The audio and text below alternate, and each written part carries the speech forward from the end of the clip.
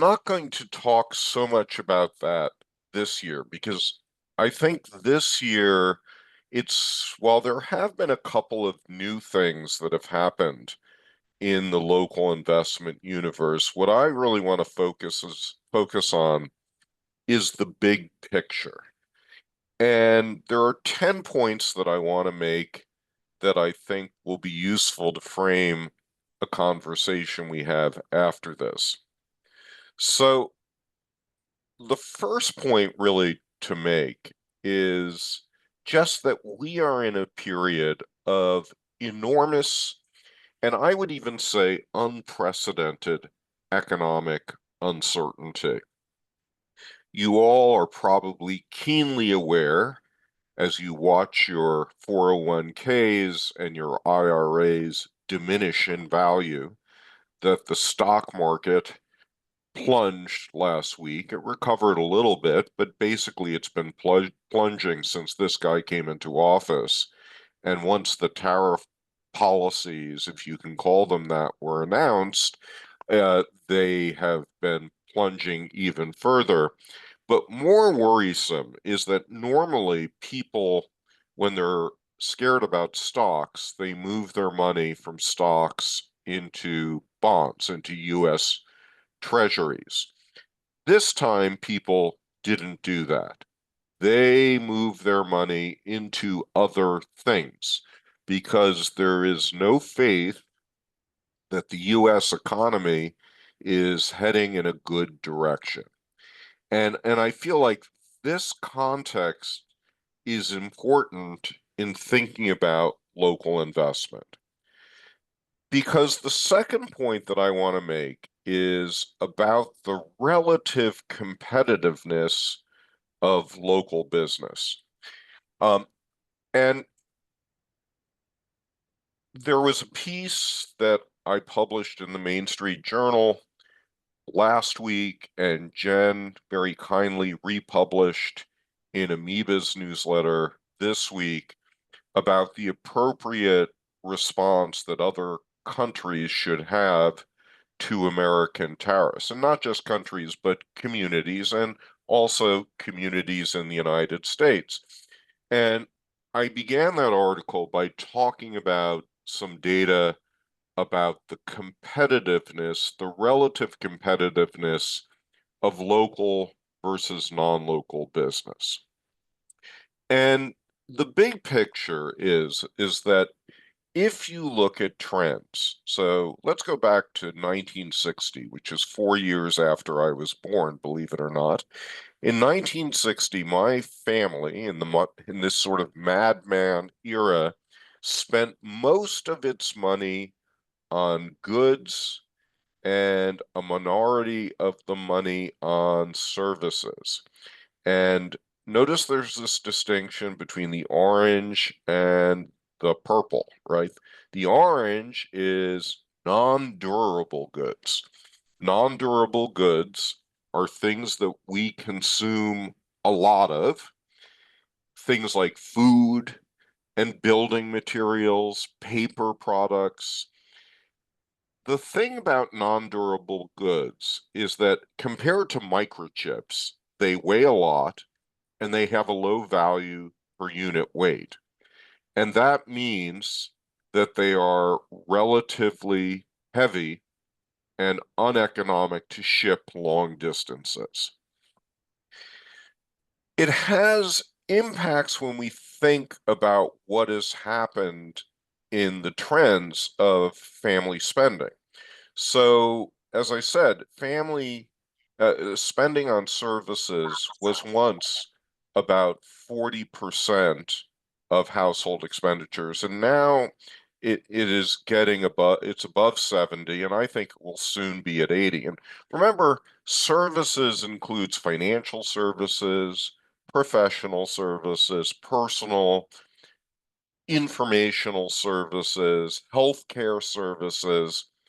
And to put it in really crude terms, once people have their 20th refrigerator and their fifth car, they really are more interested in improving the quality of their life through education and healthcare.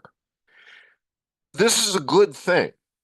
And it's a good thing in terms of quality of life, and it's a good thing in terms of local economies, because we know that across the board, services are cost effective and highly competitive at a local level.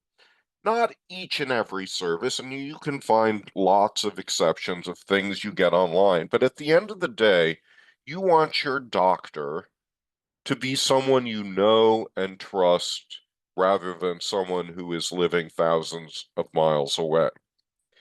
So we know that this green portion of the economy can be pretty easily localized.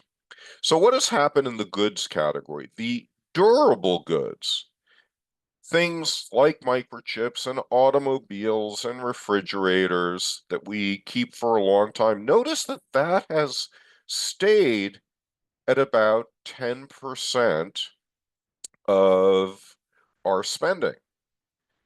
But look at what has happened with durable goods. Durable goods have gone way down in terms of what we spend our money on. And some of that is the efficiency of durable good production. Some of that is also a function, again, of we are preferring to spend a higher percentage of our money on services than our goods. One lesson about this, by the way, is why the pursuit of manufacturing by initially Biden and now by Trump is a ludicrous venture. Because at the end of the day, this is happening not just in the United States, but all over the world. Manufacturing is becoming far more cost efficient. The wages of people in manufacturing are actually going down, so it's not a very good source of income anymore. So it's a bad bet for the future. But in terms of localization, what we can say with confidence is that about two-thirds of the goods that we are consuming are in this non-durable category. And when you have non-durable goods, you do not want to ship them long distances because, again, high weight, low value. So things like food, right? Food is mostly water. And you don't want to ship soybeans around the world if you can actually produce soybeans at a pretty good price in your own backyard. You might want to produce high quality Scotch whiskey. That might be something we would import, but that's kind of the exception here. So my point is that wherever the distribution costs are very high because of high transportation costs, there is an opportunity to localize. And that is why, for example, we are seeing local food movements all over the world, and they're getting stronger by any objective measure. So I think the kind of exciting bottom line about this is that for most communities, most regions, something approaching 90% localization of the economy is feasible, is possible. The only thing we need to get there is the right kind of investment. Okay, so let's go to the next slide. Uh, I would argue that the best kinds of local investments that we can make are in ourselves. And I want to share with you data about my best local investment. And that is, I live in Palm Springs, California. As many of you might know, last summer the peak temperature was 125 degrees. The utility bills are unbelievably high. So my wife and I moved here 3 years ago, and we immediately realized that the monthly electricity bill is $600 a month and rising. rapidly rising. So we decided that we would put solar on the roof. And with the tax credits on solar, we were out of pocket $22,000. Where do we get that money? By the way, we borrowed it from our solo 401k. We can talk about that later. And instead of paying the utility back, we pay ourselves back. And so our avoided costs per year, I was rounding down, is $7,000 in utility bills.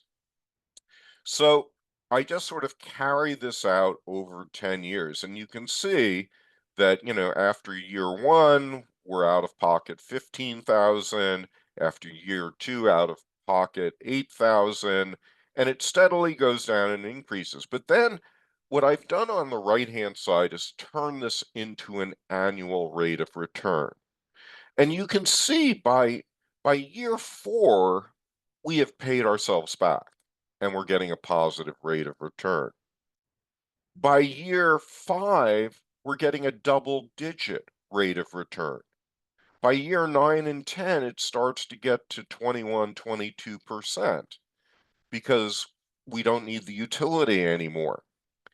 And my point is that there are a lot of local investments that involve investing not in local businesses per se, but investing in ourselves in ways that strengthen businesses and strengthen our local economy. Another example would be to get yourself or help to get friends out of credit card debt, because credit card debt is what's the rate of interest now running? Maybe 30%, give or take. And if you want to help get someone out of credit card debt, maybe they would be willing to enter a debt agreement with you at 15%. And you get the 15% and they get 15% less of a burden put on them by the credit card companies, which reduces the leakage in your community. And I want to just make this point about other kinds of investments as well. So if we were to peg an expected Wall Street investment, like we would like our investments to beat 5%. And let's talk about a category of investments that you might call wasting assets. These are assets that you're not clear whether or not it will increase the value of your asset. So a good example, again, going back to solar on my home, I just presented numbers about what happened to my utility bill. But what I didn't do is say that the solar on my home is increasing my home value. It might or it might not. So let's assume conservatively that it doesn't. If that is the case, then what we are trying to achieve, the equivalent over 10 years of the payback that we're looking for from an investment to equal a Wall Street investment would be 16% per year. So if I had $1,000 and put it into, say, a greenhouse, to make this thing work as as an investment that would beat Wall Street, I would need to harvest $160 of fruit for my greenhouse per year. Can I do that? I think that's no problem, actually. What about if I put $1,000 into a bicycle? Would that reduce my costs by $160 per year? Yeah, I mean, it probably would improve your reduction in your health costs by $160. It might save you $160 worth of gasoline per month, let alone a year. If I put $1,000 into a great espresso machine and avoid one Starbucks coffee per month, this machine achieves a 16% rate of return. If I put $1,000 into improving myself with some kind of educational course and improve my income by $160, that will also generate the 16% rate of return. And this is why, by the way, Warren Buffett says investing in your own education is actually the single best investment you can make. But notice that all of these investments are outside the volatile world of public markets. They are all local, they are all in your control, and they all have very high rates of return. The fourth point that I want to make is that crowdfunding, which is what a lot of us have been advocating and paying attention to, I think we've sort of hit a ceiling. And I mean, some of the, do you notice that, between 2022 and 2024, the annual amount of crowdfunding has gone down? Not significantly, and some of this is driven by higher interest rates. But I think what this reflects is that investing one-off in a company, in a project, in a person, takes a lot of energy, time, and bandwidth. And it's bandwidth that most of us or most of our constituents really do not have. And that's why we look for other ways to invest our money. And I'll say more about crowdfunding in a second. But the main thing that I want to talk about for the moment is that the better way that we do our investing now is into funds. Funds are collections of investments that have been carefully selected, hopefully will be carefully managed so that if something goes wrong, the manager steps in and says, can you change X, Y, and Z? They are diversified so that if one goes bad, the others will still give you a somewhat but maybe lesser positive return. And there's some degree of liquidity.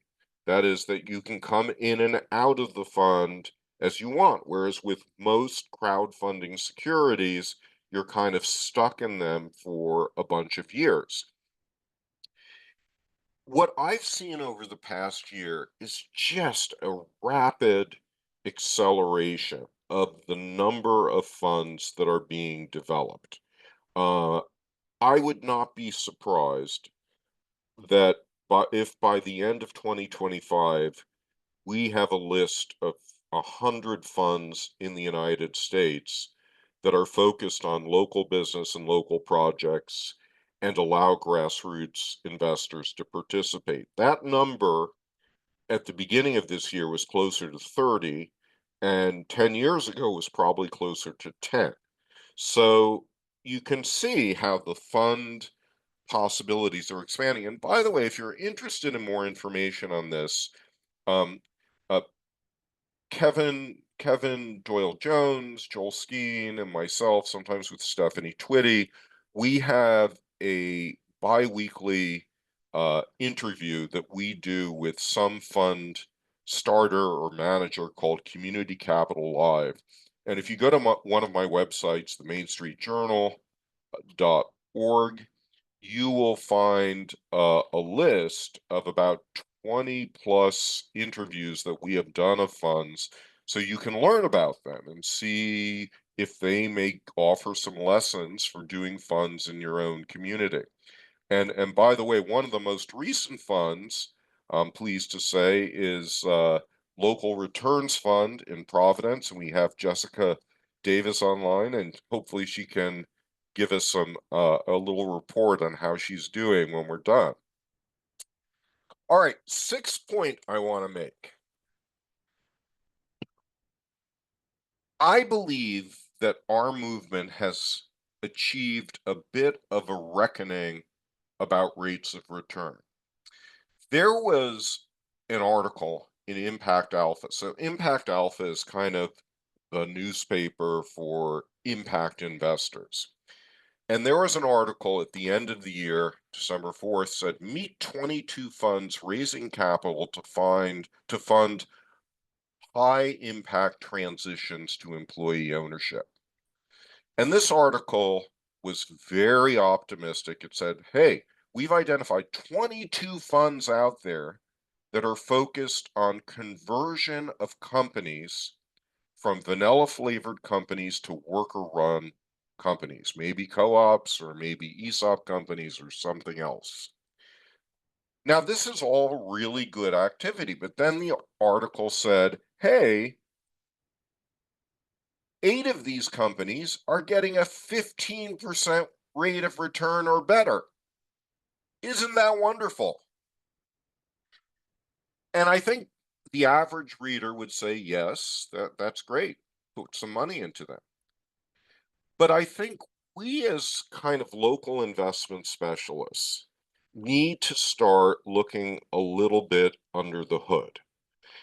And when you see a rate of return of 15%, and by the way, the market typically delivers 7 or 8%, we can quibble about that. But when you see 15%, A, they're probably lying. B, where is that money coming from? And when you're creating worker-owned companies, that money is coming from their wages and their ownership shares. So when you see a very high rate of return on an impact investment, you are often seeing a cost paid by one or many stakeholders in the transaction. And that's why I want to circle back. And if I'm investing in Jessica David's fund, I'm going to see rates of return in the 2, 3, 4% range. And an impact investor would say, that's not a very good rate of return. A local investor would say, that is an honest rate of return. It's honest in terms of what it's going to do. It's honest in terms of it's not ripping off other stakeholders. And it's honest in terms of honoring that a local investment has a bunch of social impacts that can't be measured in the private rate of return. And this is the problem with most impact investments. Most impact investments have social impacts far away from the investor. But a local investment has an impact close to the investor. You invest in local affordable housing, and you bring down the problem of local homelessness, and you bring down the problem of people commuting out of the city, which leads to traffic and a high carbon footprint because they can't afford to live there, right? So you solve multiple problems locally and you get a social rate of return from that. Okay, whoops, my forward button is a little bit sticky here. Okay, the next thing that I want to talk about is legal opportunities. And there are some interesting opportunities that are emerging right now in this kind of otherwise hostile political environment. I believe that because we now have very anti-regulation oriented heads of the Securities Exchange Commission, we will see a loosening of the rules in crowdfunding, that we will be able to raise larger amounts from more people with less red tape and less cost. And I think that's a really good thing. And actually, Tim Scott last Congress had a bill to do some of these things. I'm sure he's going to reintroduce it. And these are the kinds of things that Republicans tend to like better than Democrats. We also will see bills being passed that make it cheaper and easier to create funds, especially micro funds with a kind of community development orientation. And we are also going to see more states and probably the federal government create tax credits that incentivize people who invest in local business or local property. So that is a big opportunity for us. A ninth thing that I want to point out is that there is a lot more sharing that I am seeing of business designs and of approaches to local investment that's going on internationally. And I'd like to just, highlight three of them, but there's a lot more of these out there.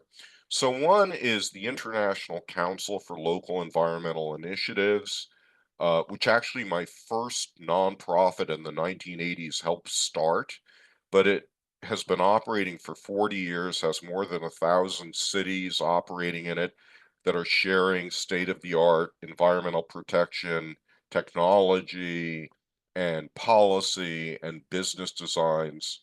Local Futures, which is run by Helena Norberg Hodge, um, they have a bunch of resources, and in the Main Street Journal today that we're publishing, we have an interview with her that will give you a bunch of resources to look at.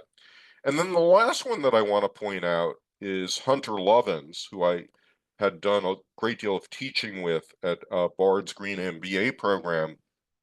She has launched something called CopX, which is kind of like a wiki available for communities to post their best approaches to climate reduction. Well, carbon emissions.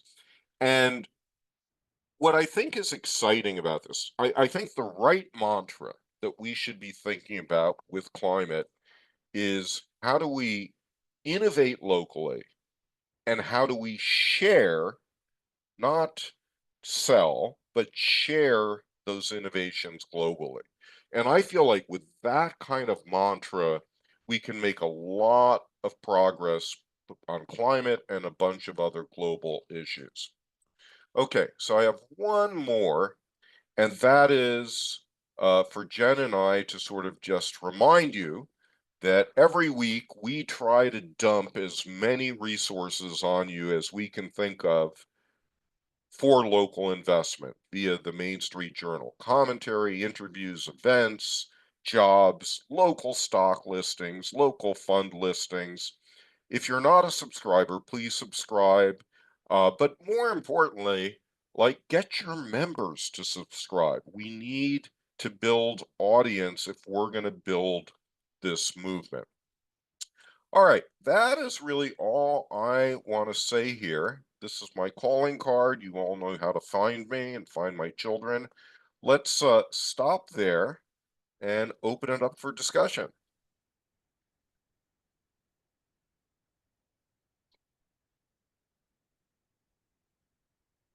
Jessica David. How is the fun doing? Let's start there.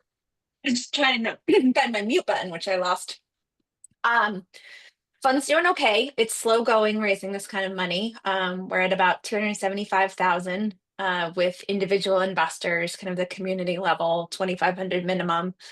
We're starting to shift now to some institutions that we're hoping will contribute. So everyone keep your fingers crossed for me with that.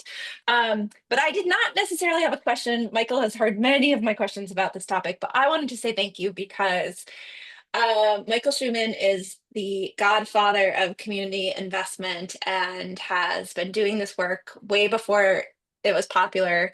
And certainly influenced me and a lot of pretty much, I think, everyone else in the field. So thank you so much, Michael, for all of that and for keeping us, accountable and keep pushing us and answering the questions when we ask them. And I do the easy part. I'm like Noah. I gather two of every kind of innovation, stuff them in the ark, write about them. The hard part is actually implementing. So kudos to not just you, Jessica, but everyone else, Jim, Schulman, and others who are implementing these experiments. Jim, to you. Yeah, good to see you, Michael. 7 is my lucky number, but somehow you dropped your 7th slide. And I don't know if that was... Yeah, I put this together this morning, and there was a 7th one. And somehow it dropped out. I can't even remember what it was. So My apologies. But you know, the number 7, unless you're gambling, man, this is not where you want to be.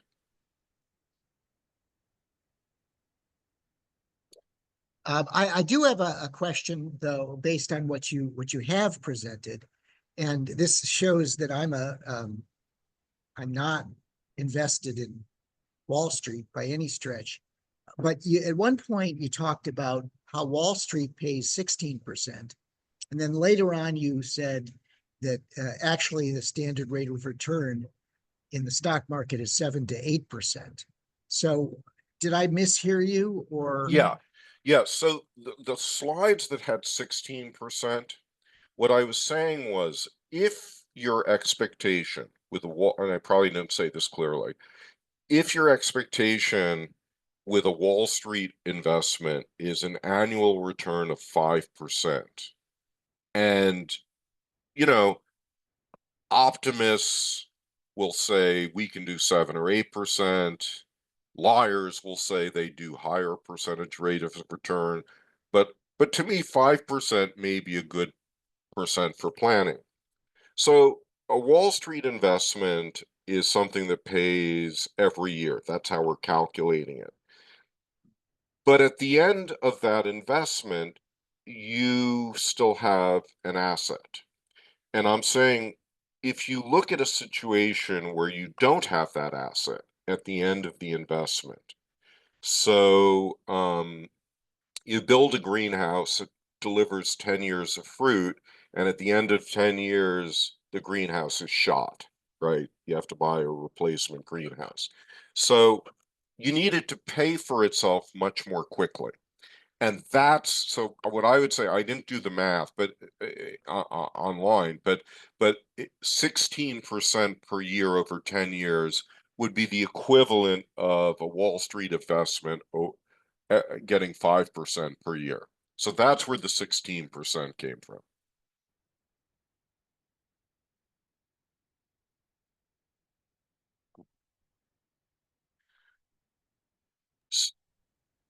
Jessica, was that your hand? I do have a question, but I don't want to jump in if there's someone else. Well, go for it. We have plenty of time. Yeah, Michael, I think you're right about there being shifts. And I think also in this moment there's some shifts in how people are thinking about how they use their money, spend their money, what impact their money has. Um, I always think about Clara Miller, who said every investment is an impact investment. We just don't always know what the impact is, or it might not be a good one. Um, but I've been thinking a lot about like externalities and the things that cannot be measured. Um, and I wonder if you've done work, or have some brilliance to impart upon us of how to communicate that and add that into the mix, so it's not comparing things solely on a percentage return or a dollar figure. Yeah, so I think we need some studies, right? And I I, I haven't seen good ones done on this to try to measure social rate of return. You know, there's a lot of studies out there that kind of look at the social impact of local purchasing, but that's a different animal than local investing. I think we probably could come up with some interesting results on that. It may depend on the area you're looking at, but let's just tease out the one that I mentioned, which was affordable housing. So affordable housing is a benefit not just to the people who live there, but to the entire housing market. So there's a benefit for people with, reduced cost of housing. There is a benefit of avoiding all of the costs of homelessness, uh, which include, public health problems, educational, public school problems, crime, uh, waste management issues. Then there is the kind of smart growth issue about people living in the place where they work that you can begin to solve. So there's a whole energy dimension to that. And then we could start adding in all of the income, wealth, and jobs that came from the people who were now, rather than costs on society, producers in society, and we could measure those benefits. I think it'd be a really interesting study to do. I've got a project now with the city of Irvine, which has about 350,000 people in California, and the mayor there wants to solarize every business and every house. So we're devising some funds that can accomplish that. But one of the things that I would love to do is to begin to add in all of the other benefits associated with this that would inure to the city's advantage to make this economic case.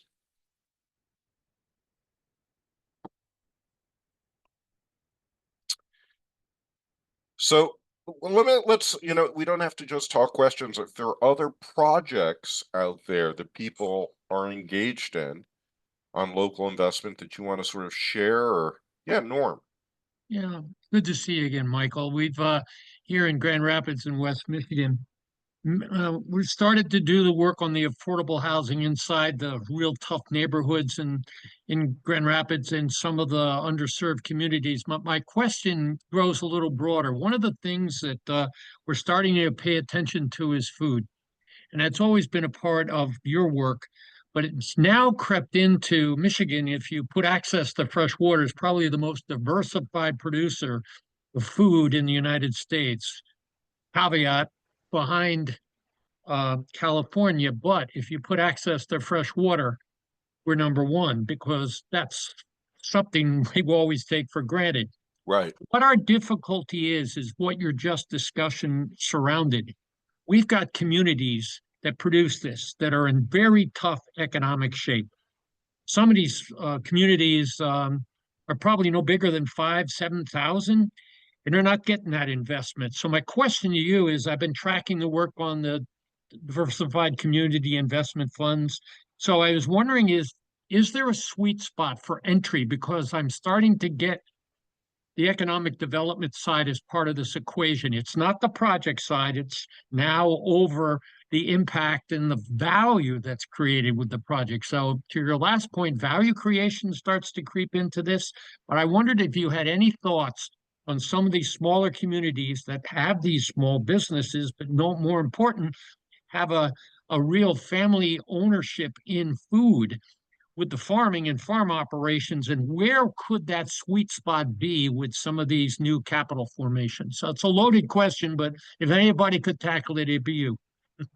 Well, Good to I mean, I wish I had a magic wand on this. I mean, among the things that I've seen that I think are interesting, a lot of communities are creating warehouses and food hubs that provide cold storage and other storage facilities to facilitate more local production of food and more local distribution of low-cost food to communities that are in need. So I think, those are worth developing the economics around. Another approach is trying to create some kind of land play to help young farmers get started. I mean, I feel like for young farmers, there's definitely an interest there. And the issue is, they don't have the capital to buy land and the equipment. But if you could, take the principles of a community land trust, which I think most of you are familiar with, but for those of you who aren't, you basically, treat the land as a kind of common property held by the nonprofit, and then the development that's done on top of the land, in the case of most community land trusts, it's housing, is then given in leases to the private owners. Well, we could do that in farms. We could create a farmland trust and help, help the startup farmers in the area acquire leases, low-cost leases to get started on there. And then you have certain requirements about, that maybe they have to do organic farming, maybe they have to practice these stewardship processes, maybe they have to be focused not on commodity agriculture, but on these local needs. So you have the ability to steer it a little bit for the local food system. I think that could be interesting. The last thing that I'll mention, and this is something that Amoeba and other similar organizations have always been really good at, is building networks of local food businesses that find more power in partnership, in achieving economies of scale, like doing joint marketing or joint credit, or they work together in providing foodstuffs for school lunches at the local schools. Um, or they go in together to create a common food hall where, that becomes a public destination. These are all things that, like, one local food business on its own really can't do very well, but a good, well-organized group of 20 or 50 or 100 of these businesses can do very well. And I see Elias nodding his head excitedly, because Elias is a Pied Piper of co-ops as one of the vehicles for doing this. So I don't know if you want to share a little bit of your thoughts on this. Actually, I want to ask you a different question. By the way, I'm Okay. thoroughly enjoying this. It's kind of a bigger question around alliances, however, and my just puzzlement as to why this local strategy, local money, I can help, hasn't got us into conversation with enough sort of urbanist groups of mayors, groups of economic development people who've changed their thinking. But it may be that I'm not aware, but there is a fair amount of this going on. And I wondered if you could just give us a reading on how far those coalitions might be coming together, because it seems like such a natural and obvious need at this moment. So I mean, let me help people here visualize what this gap looks like. So, uh, in order to get this deal with Irvine going, about 6 weeks ago, I went and sat for the morning with the mayor, the vice mayor, the city manager, and the head of community and economic development. And they had given me this thick paper that they had spent hundreds of thousands of dollars on, about all of the ways that they could become an innovation hub with tech, high tech, nanotech, biotech, you go through it, that would benefit this tiny slice of businesses in Irvine. And I said to the economic development person, I said, okay, on your website, do you have a tab that has a listing of all of the properties that you're trying to lure outside companies to move into? And they said, damn right we do. And we update that regularly. I said, good. And I said, do you have a list of all of the programs, finance, technical assistance, etc., that you have in the community for businesses that are getting started? And he said, yep. So do you have a tab that lists all of the local businesses that are looking for capital? He said, no. That's an interesting idea. And I said, how much would it cost for you to create this additional tab? And decided it was somewhere in the, low 2 digits of dollars, right? But this is just a complete blind spot for economic developers. So Irvine is well ahead of the curve in many things, but it still has this blind spot. I think this blind spot is almost everywhere, almost everywhere. So I think what is going to change it is that state and local governments are heading for a financial crisis like they haven't seen, some of it driven by the stagflation that lies ahead. That's my most optimistic prediction, is stagflation. There are worse predictions. The other is driven by, cuts by the Doge boys that's going to reduce all kinds of grants and other support for state and local governments. So they're going to be hurting. And where are they going to turn to? Well, can they increase their taxes? I don't think so. Maybe a little bit. Uh, they could do some municipal bonds. All right, that's a little bit helpful, but most of them are kind of tapped out in the municipal bond issuance. The one place where they can get more money is through local investment.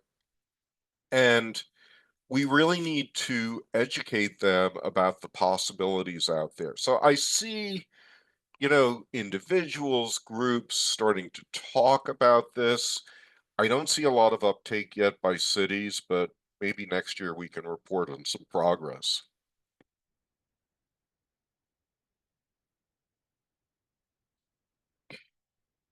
Jim Schulman, by the way, Jim, are you in your forklift place? I'm the founder of Community Forklift, but I haven't been associated with it myself since 2016. Oh, So okay. Okay, so I'm you're in sti- a different location. you're talking about this venue. Yeah. This venue is a building I helped save from demolition. This is the U-Line Arena in along the Amtrak railroad tracks in Washington, D.C. Cool. And Okay. Thank yeah, you. so I'm happy to be in a co-work space here. But actually, you said that you wanted to hear about projects, and I'm wondering if you could, if you're familiar with Invest York Road in Baltimore. Is that a project? Yes, I know a little bit about it, but feel free to share some. Yeah, it's while I've only recently learned about it, I think it's fantastic. It's a community-driven effort to have the community that lives on either side of this north-south major corridor in Baltimore to purchase commercial property and get it away from the control of absentee landlords. And while it's it's an incipient project, to me it checks all the right boxes. They've got different levels at which you can invest. I think as low as $5 you can become an investor, and when you hit a certain point, you can be involved in governing. Outsiders can invest in Invest York Road, but they're not involved in governance at all. And I think it's a really fantastic idea.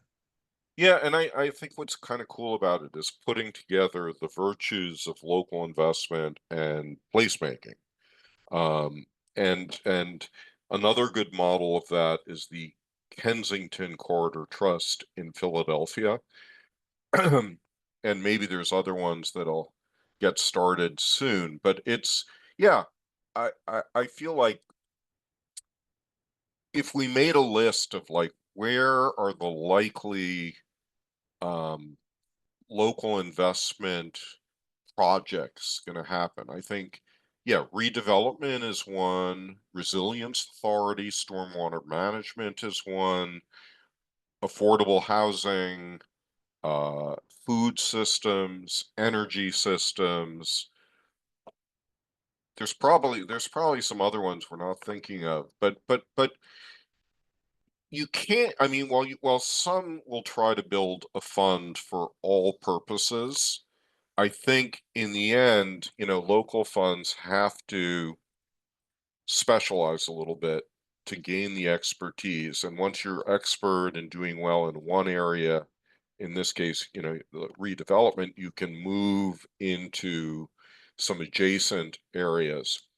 I didn't mention this in the opening remarks because it hasn't quite happened yet, but I think it will happen over the next year, is that a lot of funds find it challenging to start small and pay people to do the management.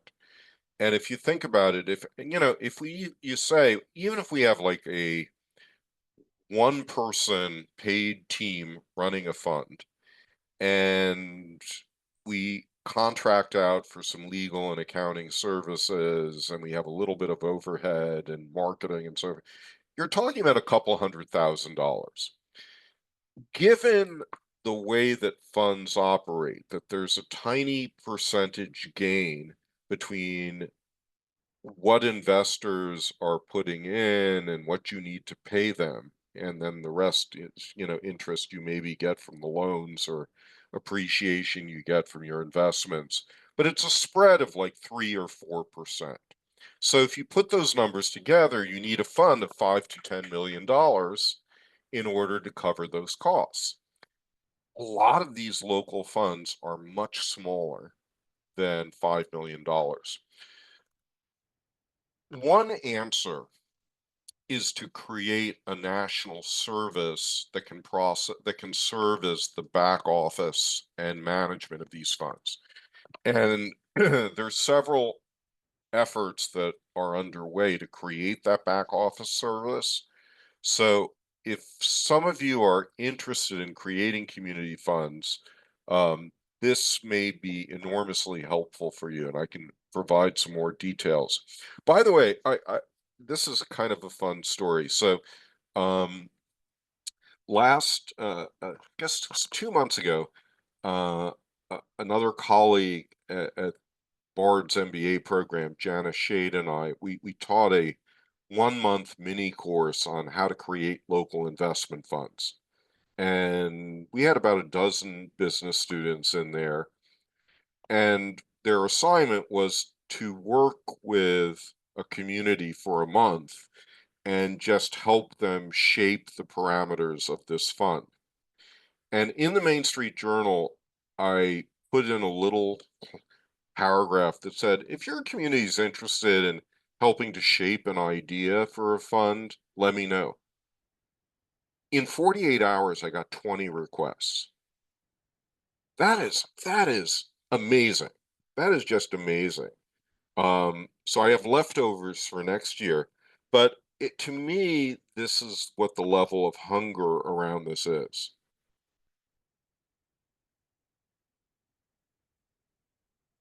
All right, we have time for one more comment, question. Joel Moyer, you've been very quiet. Good to see you. Good to see you as well. Thanks, Michael.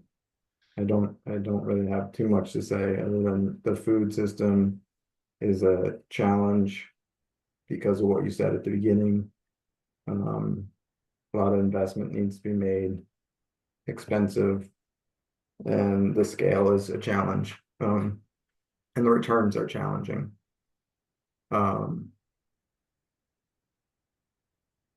And the social return on investment. I remember doing a project in grad school and that with your old friend Jeff Rosen.